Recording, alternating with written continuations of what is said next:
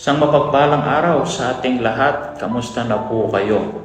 Samahan ninyo po ako ngayon at pagnilayan natin ang bantay at alagad, the spiritual heart behind the badge. Ang pagiging pulis ay hindi lang trabaho. It's a calling to serve with courage and compassion. Tulad ng mga lingkod sa simbahan, ang pulis ay tinatawag upang magbantay, magsakripisyo at maglingkod para sa kapayapaan at katarungan.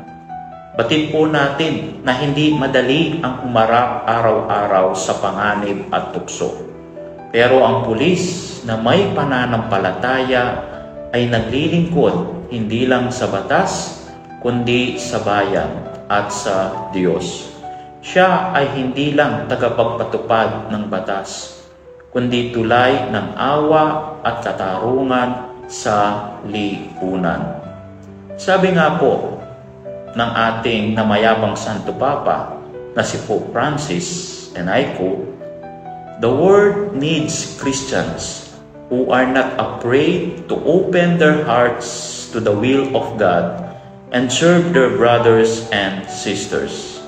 Ang pulis na may spiritual heart of ministry ay ganyan, hindi takot maglingkod, bukas ang puso at handang maging kasangkapan ng Diyos sa gitna ng kaguluhan.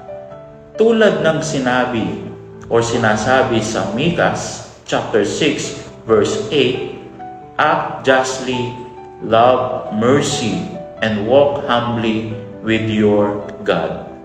Dahil sa pinakapuso ng bawat utos, sa ilalim ng bawat uniforme at sa lingkod ng bawat badge, nandoon ang isang pusong naglilingkod hindi lang bilang bantay ng batas, kundi bilang alagad ng Diyos. At lagi po nating tatandaan ang mithiin ng ating kapulisan sa bagong Pilipinas ay ligtas ka. Muli po sa mapagpalang araw sa ating lahat, and may God bless us all.